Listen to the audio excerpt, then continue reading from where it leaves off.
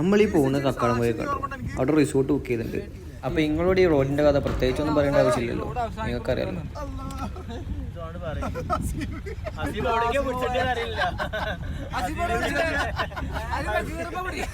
മുമ്പിൽ തന്നെ കുറേ ഉള്ളോട്ടാട്ടോ ഈ റിസോർട്ട് വരുന്നത്.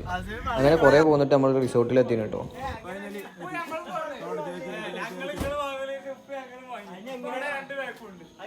എല്ലാം വാങ്ങിന്, പക്ഷെ മുളക് പൊടി എടുത്തില്ല.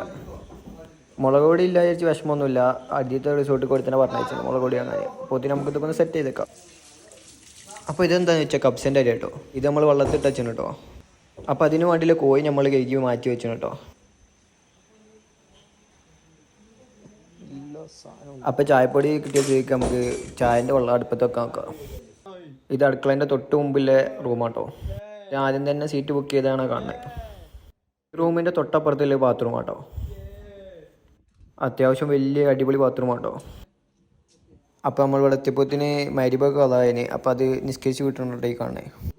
റിസോർട്ടിനെക്കാട്ടിൽ ഈസി പറയണത് ഇതൊരു വീടാട്ടോ. സത്യം പറഞ്ഞാൽ ഇതതിൻ്റെ സിറ്റ് ഔട്ടാണ് കേട്ടോ കാണുന്നത്.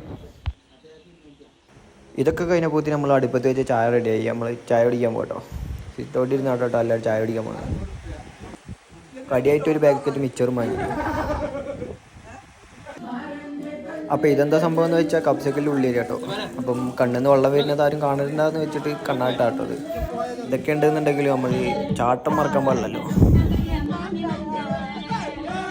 അല്ല പിന്നെ ചെറിയ ചാട്ടൊക്കെ ഇല്ലെങ്കിലും പിന്നെ എന്ത് റിസോർട്ടാട്ടോ.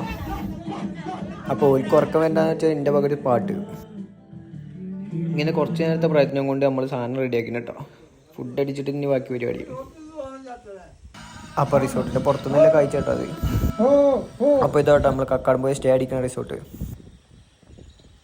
നൈറ്റ് അത്യാവശ്യം അടിപൊളി വ്യൂവും അടിപൊളി ആംബിയൻസും കേട്ടോ. നമ്മൾ റിസോർട്ടിനെ തൊട്ടപ്പുറത്ത് ഉണ്ടാക്കിയിരിക്കുന്ന ഏർമാടാട്ടോ ഈ കാണണേ.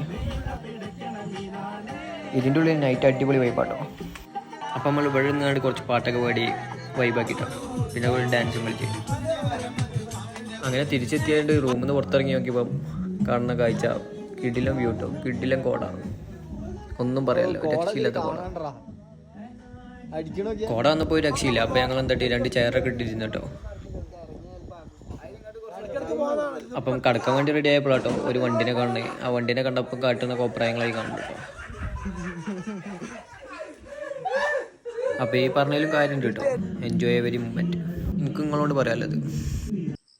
അപ്പോൾ ഈ കാണുന്നതാട്ടോ രാവിലെ റിസോർട്ടിൻ്റെ വ്യൂ. റിസോർട്ടിൻ്റെ ചുറ്റും പേരക്ക അങ്ങനത്തെ കുറേ പഴങ്ങളാട്ടോ ഉള്ളത്. മെയിൻലി പറയാമല്ലോ നിങ്ങൾക്ക് രാവിലത്തെ കാട്ടിൽ സ്റ്റേ ചെയ്ത് രാത്രി കേട്ടോ.